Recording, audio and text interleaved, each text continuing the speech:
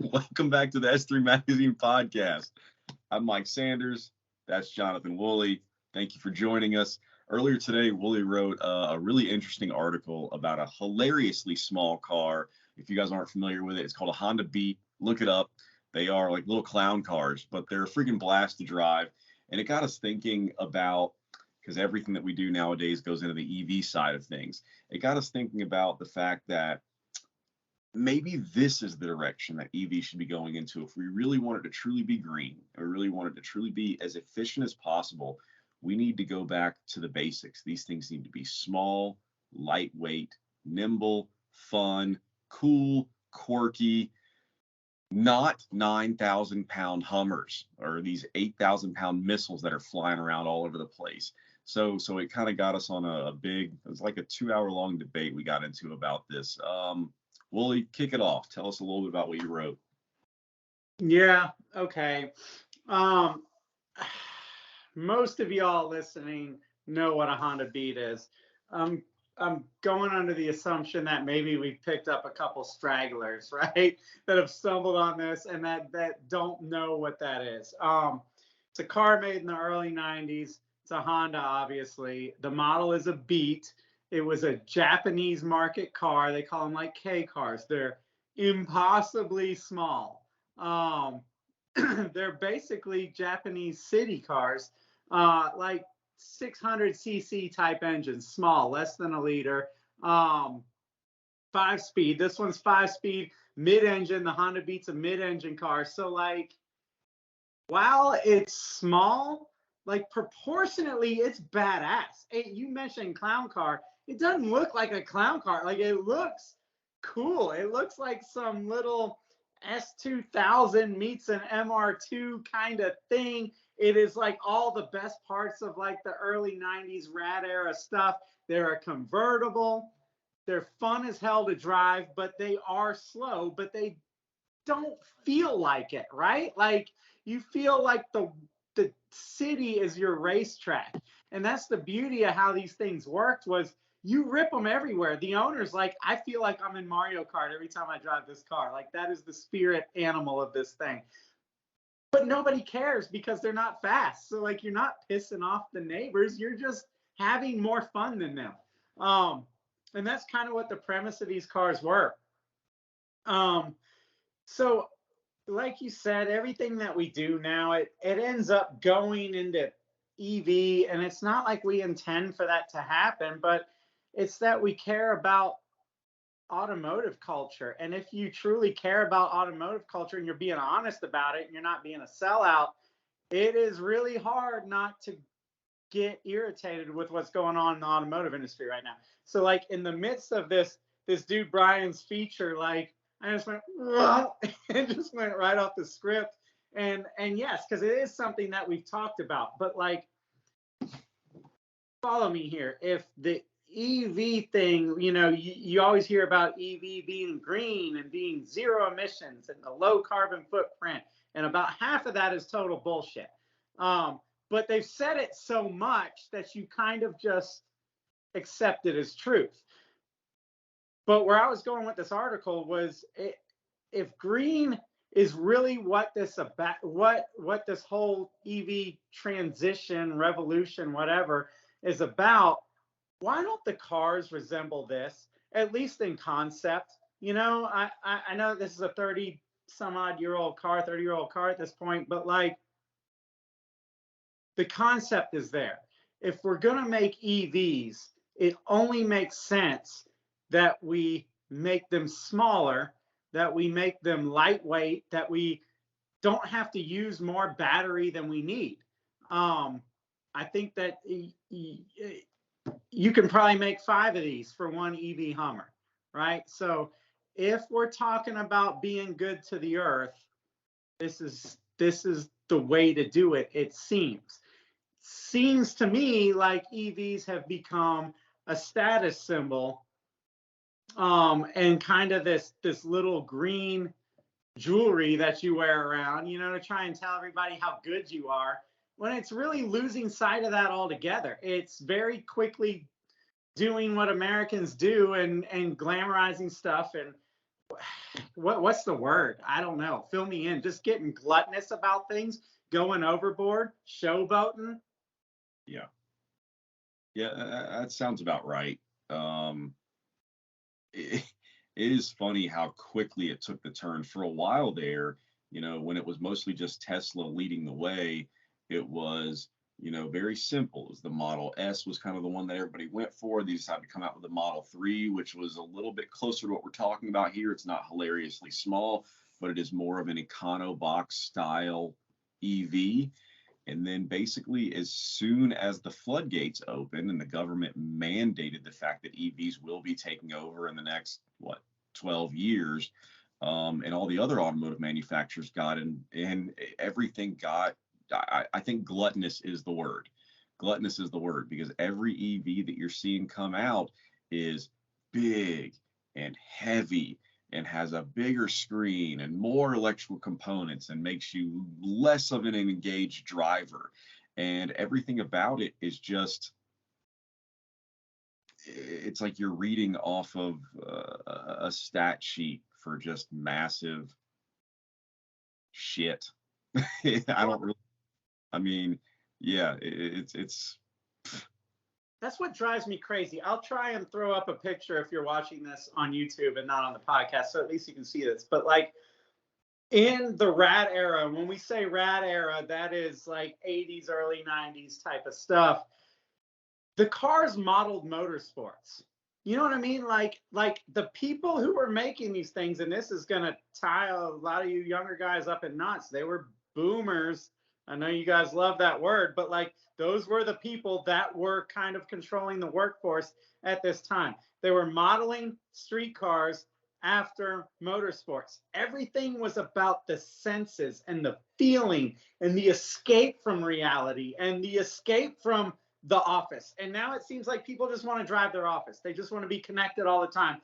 You cannot see any new car being marketed without them talking about the screen size, the range, the connectivity. It's all they understand. The people that are running the freaking show now don't know what they're talking about. Like they have lost touch with this kind of thing.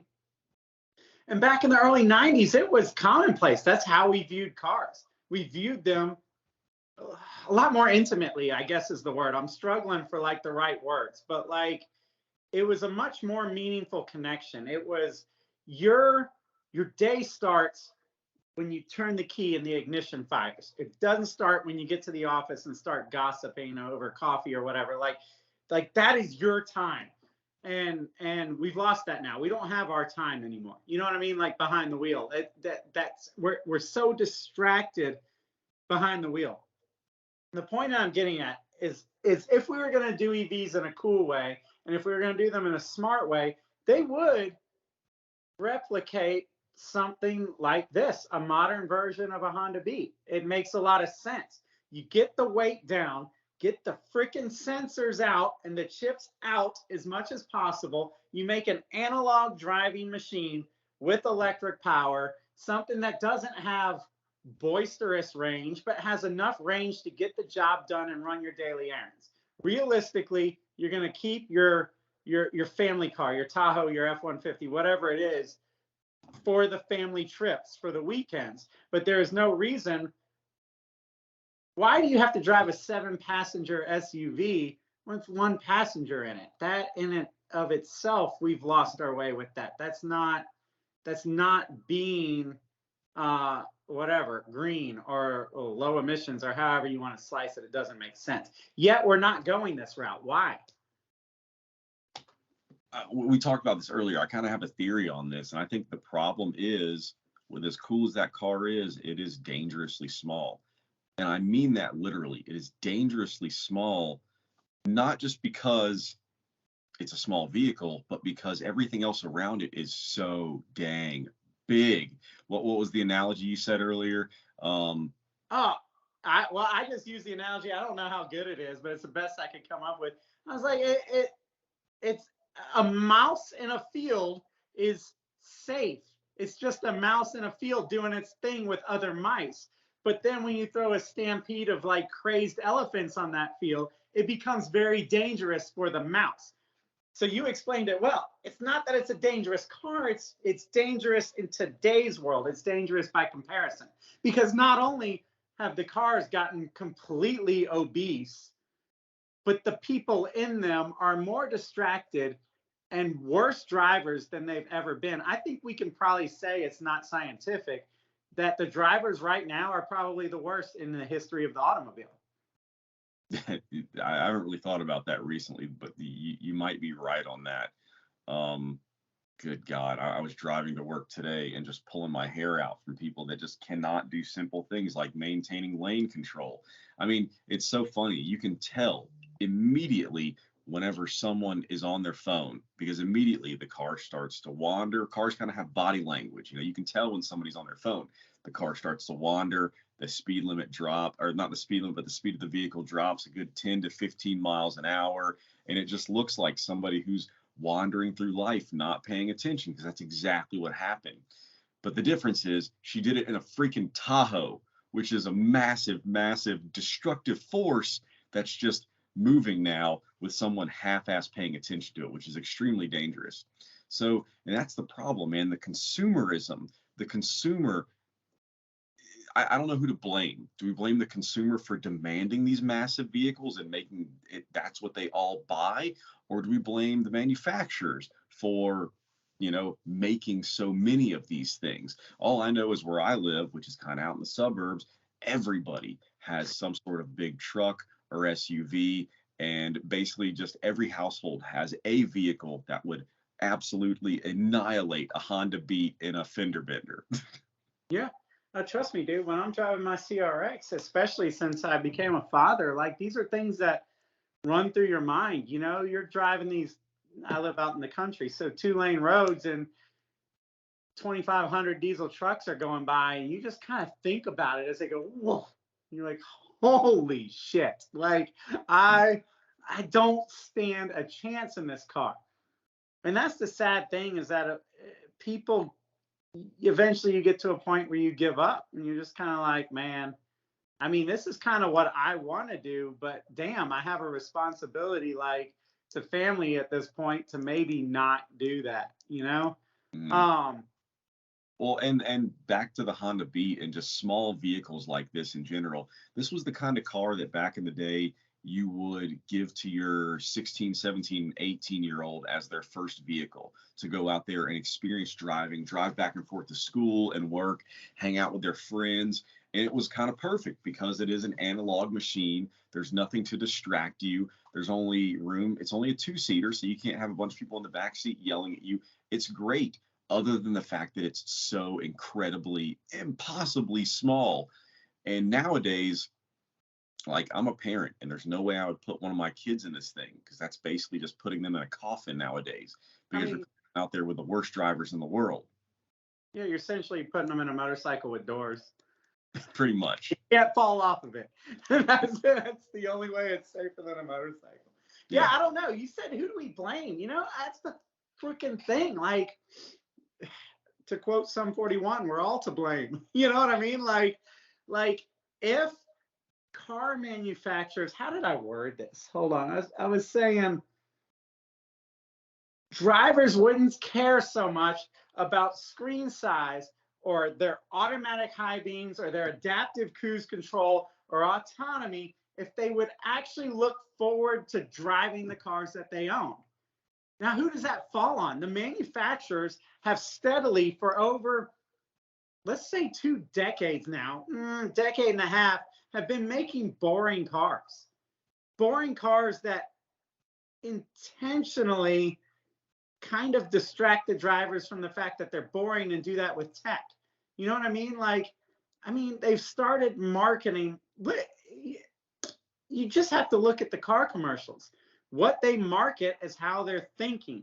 And every car commercial I can think of off the top of my head is always talking about safety features. Oh my God, I would have run over that thing if it wasn't for the camera. Oh my God, I would have hit the car in front of me if it wasn't for the car that saved me. Like, it's all bullshit. You know what I mean? Like, they're just marketing shit. So it's funny to me how they market it. Like, I see those commercials and I have just this this voice going in my head of almost Will Ferrell, just being like, "Are you terrible at driving? Boy, do we have the car for you." Yeah, no, I can see that over the top, like, oh my God, I almost killed that whole family. Thank goodness my Chevy Cruze hit the brakes for me. Like it's Yeah. ridiculous, man. My right foot doesn't work when I'm emailing my friends. But it's just a domino effect. Look, if they would build cars that would engage the drivers and then market them in such a way to make people realize that they want that, you wouldn't need 2,000 chips and sensors in a car, in an EV, to try and do the driving for them, because the drivers would want to do that. And if you could eliminate the complications and the sensors, the cars would be less expensive. They would be, especially right now in the post-corona era, more available, and they wouldn't become obsolete as quickly. I mean, we're talking about a 30-year-old Honda Beat right now that still makes as much sense, minus its small size, today as it ever did. It's economical, it's affordable, it gets killer MPGs, and it's fun as hell.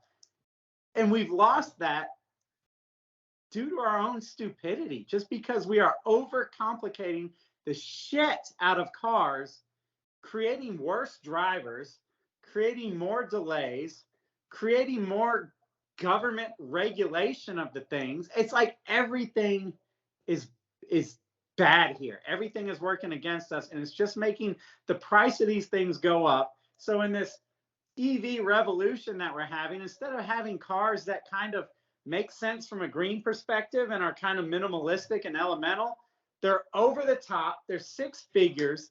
Americans are trying to get 6 to 10 year loans, mortgage payments on these things now, $650 and up. I think 15% of car loans are now over $1,000. And we're not talking about Ferraris. We're talking about GMCs. Yeah. Oh. We're off our freaking rocker here, dude. I'm just going through some of this article. I wish I could just read it to y'all, but it would be lame. Basically, I said, getting kind of to what I was just saying, this is a mess of our own creation, because we keep consuming more and more and more, and we want bigger and bigger, and we want all the latest gizmos and gadgets, and then we look for technology to be the savior of our overconsumption. That's what we do. We go, ha! Well, we've really screwed up. These cars are, very heavy and very whatever. Let's use technology to assist us so that we don't have to look behind us when we back up anymore. Well, and the worst part about it is all these sensors and features are the safety blanket that tucks you in at night and makes you feel good about it. Oh, I don't need to be good at this anymore. I don't have to do that. I don't have to know how to back up a trailer anymore. The car does it for me. I don't have to flick my finger to turn the high beams on and off because the car does it for me. These are all failure points. Have you noticed, like, how many of these sensors do not accurately work all the time? Like, I know you've driven a lot of new cars. That automatic, first of all, just lane keep assist drives me insane on backcountry roads. It just ping pongs you back and forth no matter what you do, because the sensor's just kind of freaking out the whole time because the lines are too close. But the one that drives me the most nuts is automatic high beams. It never freaking works. You end up just blinding everybody else and just going, sorry, man, the car was supposed to do it for me. Yeah, I literally lose my religion like nothing else with lane keep assist. And again, we get press cars. So you jump in these cars and you don't really know how they work because you haven't spent 7 hours in the driveway with the thing idling, killing the ozone layer, while you try and figure out all the different maps of this thing. So you get in the car, and again, I live out in the country, and lanes are kind of just the general guidance. You just drive where you want to, and the thing's going, and like pulling me back. It's the most infuriating thing ever. And you can't, in cars now, it's not like there's one button, turn that shit off. No, it's like a map that you have to get through different screens.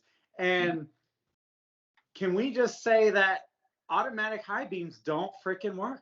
They don't work. Even in the nicest cars, they don't work for shit. Like, They are constantly going on, off, on. And meanwhile, the cars are coming at you, flipping their lights like, what the hell, dude? My brights aren't on. And I'm like, I know, my car's stupid. I'm so sorry. If you, as the pilot of a motor vehicle, cannot do this, if you can't see me, I'm flipping my finger. If you can't hold a steering wheel and then flip your little index finger and your middle finger to turn on your brights, you don't need to be driving. If your brain can't go, it's a little bit darker than I want it to be, and I should make it a little bit brighter, let me flick my finger, like, then this isn't for you. And the cool thing, we already have autonomous cars. It's called a fucking bus. It's called an Uber. Use it. Take them. If you don't want to drive, those are there for you. But some of us do want to drive. And it gets really annoying when we're getting stifled because of y'all idiots. Not necessarily anyone in particular, but just the blanket, y'all idiots are keeping us from excelling to our best potential here. Yeah, that's true. That's a whole nother debate for another day, is that we are not being our best selves. I hate to be that rah champion guy, but I do think that there's an art to being good at things. And I kind of see society going down that path of the movie WALL-E right now, where we all just kind of become blundering idiots who get, we are like a crappy vacation. That's not good. You're not really good at anything. There's no more championships, no more true trophies. Technology conquered everything and does everything for you. I mean, just in the terms of the high beams, like we were talking about, it's essentially turned everybody into the worst BMW drivers that we always make fun of. It's what it's really done, I mean, like, I don't know, air conditioning. That's technology that was like, oh, freaking sweet. You're telling me I don't have to sweat my balls off before I go to a wedding because the car will cool me down? Like, that makes sense. Mm-hmm. I'm trying to think of something else, I mean, even automatic windows. Oh, for real? So, like, I can roll down all 4 of the windows without having to, like, pull over and get out and roll up the window. That's pretty neat. Yeah, I'll take that. But now we're like, do you want your car's brights to come on automatically via a network of 56 sensors and chips that compute from the front grill to the It's just like, I can just flip my finger, man. Like, I don't need that shit. Can I just get, like, I don't know, like a $25,000 car without that stuff? No, it's 50, but you don't have to flip your finger anymore. Same thing with windshield wipers. The same way, man. And it drives my wife insane, but I like to completely control the windshield wiper manually myself. It's in the name. Man, because you're a man and you can control your windshield wiper, and when it wipes, you can make that decision of, yes, I need to see a little bit better. I'm going to flip my finger and the wiper is going to wipe. I can't stand those cars that get a little drop of water on there and immediately just go beep, boop. I'm like, what the? I didn't need that. What are you doing? It becomes a completely distracting game. No longer am I paying attention to driving. All I'm doing is watching the rain on the window and wondering when it's going to wipe. Like, my internal monologue goes like this. Is it going to do it yet? Is it going to? Ah, there it is. There it is. It wiped. Oh, wait, hold on. Is it going to do it? Is it going to do it? Oh, there it is. And you're not, like, it's the dumbest thing, man. It doesn't actually take anything off of your plate. Like, turning the wiper on when you need it or just putting it on intermittent is, like, very easy. But an automatic wiper actually takes, like, more brain frequency to think about when it's going to wipe than to just completely involuntarily go, boop, boop, wipe. You know what I mean? Like, it's technology for the sake of technology, but it's not helping anybody. It's not making the driving experience better. It's not saving lives. It's not adding value. It's just shit. Cost. Just adding cost and complication. Mm-hmm. Here, I'll keep going through this thing. Why not? I mean, to go with all that, we're kind of talking roundabout, but I was like, maybe, just maybe, it's common sense and personal responsibility that we need, not technology to fill in our little gaps in ability here, because that's what we're seeing. Like, never does technology ever really make a better driver?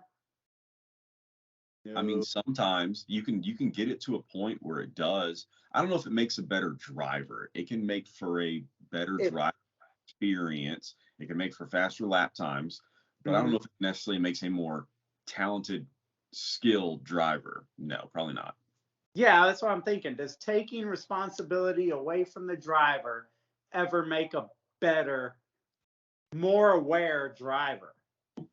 I mean, the second you take an ounce of responsibility away and an ounce of needing to pay attention away, that ounce is going to something else. In a lot of cases, it's going to pick up the phone and screw with TikTok, or text somebody back, or call your friend and gossip about some bullshit, the moms of the school or whatever. Like, it doesn't help the driver. It just handicaps them over and over and over again, to the point where we're at where we are now, where like people literally can't drive. I mean, the problem is that people are just flat out addicted to technology. It is incredible how many people I pass on a given day that are just blatantly, like, when I say on their phone, I don't mean having a conversation on their phone. I mean like flat out watching videos, or just like doing everything they can to not pay attention to the road. Well, and no matter how good you think you are, like, when you multitask, you are not giving 100% to either one of those things that you're doing. Dude, I'm a psychology major. We went deep into this stuff in cognitive psychology. I worked at a racing school, and we used to fuck with the teens in the teen driving school, and we would talk to them right before we ripped the e-brake up on the skid pad, because when you talk to them, it's just that second of distraction. You have 100% on what you're doing, and then it goes to 90% because somebody's talking in your ear, and you go, wait, what? Yeah. And it's over. Like, I don't care who you are or how organized you are. Like, multitasking is a fallacy. You can only really do 100% of one thing at one time. People don't understand that. So the cars have gotten so numb and diluted down and full of tech that people think that they can do this stuff. I mean, we don't even have, there's no law. There's laws in Georgia against holding your phone, but there is no law about being just eyeball deep in conversations with people over the phone. Like, we don't care. We allow that stuff. And that's the shame of it, is you're putting people's life in your hand. Somebody in a 6,000 pound, whatever it is, Yukon, barrels in the back of this Honda Beat, there are probably going to be fatalities because of this. Yeah. It's insane that we're going this direction. And instead of owning up to it and going, hey, we're going down the wrong path here, we go, well, they shouldn't be driving that Honda Beat. It's too small. They need something bigger. And then they would have been fine. Like, it's just the dumbest thinking in the world. And it's absolutely at odds with being green. You can't have both. You cannot, at this stage in the game, have both. If we're going to ease into EV stuff, it only makes sense that we start, I don't know, small. Like, how are we coming out of the gate with 9,000 pound Hummer EVs? That in and of itself should be enough to make anybody, EV activist or not, go, wait. We're completely off script already here. Like, we need to relook at how we transport, like how we view transportation. If we're going to do this EV thing and we're going to try and, be green, and we're going to be good to the earth, and this stuff creates holes in the earth. So the more battery you make, the bigger the hole gets. You need to be minimalist about this. You need to change what you're doing. You can't be green and be driving 7-passenger, 9,000 pound vehicles. Mm-hmm. And I understand that at some point those vehicles are necessary. There are big families out there, so it is a necessity. But don't make so many of them to where every household in the world has, wants, needs one. Like most people should be driving smaller vehicles, at the most a sedan kind of thing, something along the lines of like let's just call it a Tesla Model S. Whenever I think of just a standard EV sedan, that's kind of where my mind goes, is either the 3 or the S. Yeah, I mean, I don't know, man. That I keep going back to the Hummer EV because that thing is just grossly overweight. It is the epitome of American gluttonous spirit. I hate it so much. Everything about that is so anti-environment. It's such a crappy vehicle. And I hate to use that as the example. We always talk about it because it is on the absolute stupid end of the spectrum. But the fact that GM kind of comes out the gate with that, right? They start this big EV, everyone, EV. And that's their big marketing campaign. And they kind of, that's what they go to. It immediately shows Jesus Christ. Like, we're just going to repeat the same idiotic mistakes that led to 2008 and them getting bailed out in the first place. Yeah. It's absolutely stupid. I'm trying to think of, I don't know. I'm just going through this article right now to make sure we don't leave anything out. We were talking about how the Honda Beat's not safe, and I was like, duh. But it's really not safe? Replacing competency with technology. That's what we were just talking about. We're requiring less of drivers and requiring more from the sensors and all the chips that are in them. We're catering to the lowest common denominator. It's kind of like no student left behind, no driver left behind. Like literally, do we not have the balls to say, hey, you don't get a license, you suck at driving?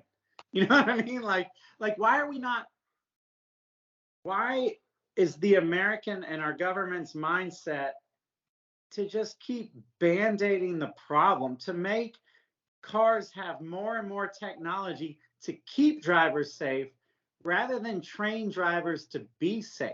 I mean, in this country, if you know that a stop sign means stop and you can kind of park your car, they literally give you a license. And you can literally go buy that 9,000-pound Hummer EV and go punt somebody in a small Honda Beat into next month. Like, there's no training there. And if we're dealing with cars that are bigger, we should be trained more. If we're dealing with more population, we should be trained more. This stuff just makes sense, but it's not what we're doing. We're just using technology to cover up people's incapability. And then we have political activists that run on that shit and pander to these bleeding heart hypocrites that honestly don't know any better. They just hear nice things and they go with it. You know what I mean? But like, we are not solving problems. We're not solving environmental problems. We're not solving people problems. We're just creating dumber people and a whole new set of EV problems. Yeah. Yeah. And going back to the manufacturer side of things, like, I think manufacturers are about to have a real big problem on their hands in terms of how to sell cars. First of all, you have a recession that's basically already here. If you don't think it's already here, it's barreling down our throats. But on top of that, all these automotive manufacturers are just dumping billions and billions of dollars into R&D on electric vehicles. Anybody who's smart knows that you pretty much don't buy a first generation of anything that's new tech, because it's going to have a lot of issues, especially when it's this drastic of a change. If it were me, I would stay far, far away from any of these new EVs that are being made right now. They need a good 5 to 10 years to work out all the kinks. At the same time, all of that R&D and extra design and money is not going into the internal combustion models that they're making right now. So they're going to give you the same old bland, boring crap, and it's probably going to have problems on top of that. So should anybody really be buying a new car right now? Because you're either going to get what's probably going to be a bad, problematic EV or a flaccid internal combustion engine vehicle. I mean, what do you go with? On top of that, the recession's gonna happen. No one's gonna be having it as much money. The freaking Federal Reserve is increasing interest rates constantly. They're way up. The price of cars is way freaking out of control. At what point I feel like we're right there on that tipping point where anybody who has a half a brain is gonna go, you know what? I'm out. I'm not buying a new car anytime soon until this kind of starts working itself out. Yeah. And I feel like that may actually be a good topic for the next podcast. And I'm kind of glad that we have it on record here so we won't forget it. Yeah. Because I noticed a category that I've fallen into, and it's kind of due to Corona, I guess, or kind of part of the fallout, because you got so much going on in the automotive industry right now. Like you had Corona, now you've got all these fallout problems and getting, materials to build your cars. It's making the dealers run up the cost of cars, which is pissing people off and running them off. Now interest rates are going up. You've got our government and European governments telling people what they can and can't drive and what they're going to drive going in the future, which is putting more regulations on the automotive companies, which is running the price up. There's a story with Ford that had to bail out of the autonomy thing to the tune of like $2.5 billion. You're paying for that, guys. You don't have to buy an EV to pay for that. If you buy an F-150 or a Mustang, the prices are going up because of these mistakes. Nothing is going good for the automotive industry, despite what they're saying. Like it is very, very difficult on them. And then you have guys like me that have paid off all my cars, and I'm not really financially smart. Like if you keep me in a car loan, I might be in that car loan for life, so long as you can keep the payments about the same and maybe just kick out the car loan a couple of years, but get me in a better car. Well, now I paid off my car. Now I'm out of your system. I don't have a car payment anymore. And it's so much harder to get me back in. And so since Corona and since people haven't been buying cars the normal way, I think a lot of people, 2 years worth of people, have paid off cars. And now they're going, fudge, man. I mean, my car is fine. It might be 5 years old or whatever, but it's fine. Why would I get in to some new version of the car I already have when it's 30% more and the interest rates are up, and they're not going to buy? And this is going to cause a major freaking problem. It's going to change potentially the way that Americans even buy and view cars. And that's a scary thought. Like, what if people stop buying new cars? I mean, what if it becomes just a thing that the wealthy kind of buy and the middle class just keep their 2007 Chevy truck running? Because that's possible. I mean, yeah, but the automotive manufacturers can't afford for that to happen. So the good thing is, with this scenario, it will eventually force the manufacturers to start making things that we want within the correct price range. So if the government allows it. But a lot of the problem right now, it's no secret that people want a simple, affordable car without all the bullshit in it. And the car companies would make that for us, except the government goes, nope, you can't do that. You got to have all this stuff in it. And then it circles back around to we're using technology to try and compensate for the fact that people can't drive anymore. And people can't drive because car companies aren't making cars that are worth driving. They'd rather be on the phone than actually driving. It's a big cycle of freaking problems. Yeah, I miss the days when engineering skills were saved for the people who wanted to actually make better products. Nowadays, it's not so much about making better products, it's about making safer, compliant products. And that sucks. Yeah, and it's becoming about planned obsolescence, where when we were kids, the mindset of the generations before us that were in the workforce that were making these cars, the way that they flexed their muscles and became the best was to make a car that lasted forever. Look at Toyota and Honda of the 80s and 90s. Like, they were trying to build the most durable, best, easy to service cars that they could possibly make because they wanted to prove that they were the best, and that's how you do it. But now the millennial type people that are in the workforce, they don't think like that. They're like, that's stupid. Why would you do that? Like, what we need to make is a car that becomes obsolete right as they pay it off. Look at what the cell phone companies do.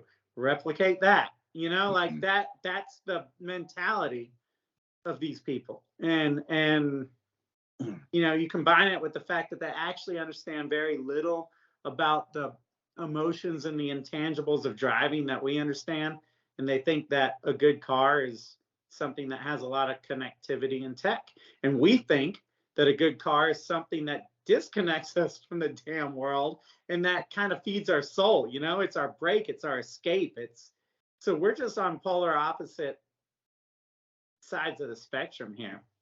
Yeah, yeah. The whole idea of a cell phone company style business plan moving into the automotive industry is kind of terrifying whenever you think about the shenanigans and crap that the cell phone manufacturers and sellers have done. Like there was the whole thing a couple of years ago with the iPhone where they were sending out updates to essentially kill the batteries on old phones. Now just imagine they did that, something like that on cars whenever they were like, hey, any vehicle, any EV that's 5 or 6 years old, send this out and we'll start basically quickly killing the battery. So then you're set with a situation where it's like, okay, well, this car is junk now. You either go buy a new car, which is insanely expensive, or you got to go buy $30,000 battery for this thing, which is also insanely expensive. And it's all because you wanted the ease of connectivity because you connected. Mark my words, the direction we're going will lead to you finance the car, let's say a Mach-E, for 7 damn years. You pay it off just as the battery is taking a shit. You either buy another Mach-E for $65,000 to $80,000, or Ford will let you finance a new battery in your old Mach-E for 5 years at $299 a month. And you have essentially financed your car twice. That's where we're heading.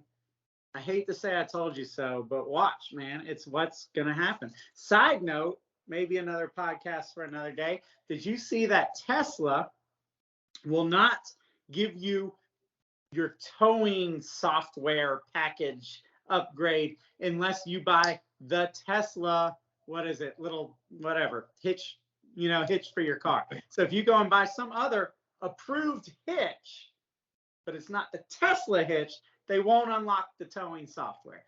That is also the kind of world that we are setting up for ourselves by being freaking idiots. Mm-hmm. I mean, Tesla's been known for pulling crap like that. They want everything in-house. They want everything on the cars to be theirs, or else they get very, very upset about it. And you know what? That's great for people who want to be controlled and don't like to have any say in what goes on with their vehicles. That ain't me. And for all my friends out there who modify cars, I don't think that's them either. And because of that, that car is not an option for me and never will be. It's the Apple mindset. You get them tied into your product and make it impossible for them to go anywhere else for anything else because it's not going to communicate properly. You know, it's not the attitude I want in a car manufacturer. You know what I mean? Like, it's just not, we don't share the same. I don't want to be enslaved to the fucking car manufacturer that I bought my car from. I want a car manufacturer to be like, hell yeah, we made you this kick-ass car. Go do whatever the hell you want with it, man. Make it your own. Like, that's all I want. We can freaking end it here.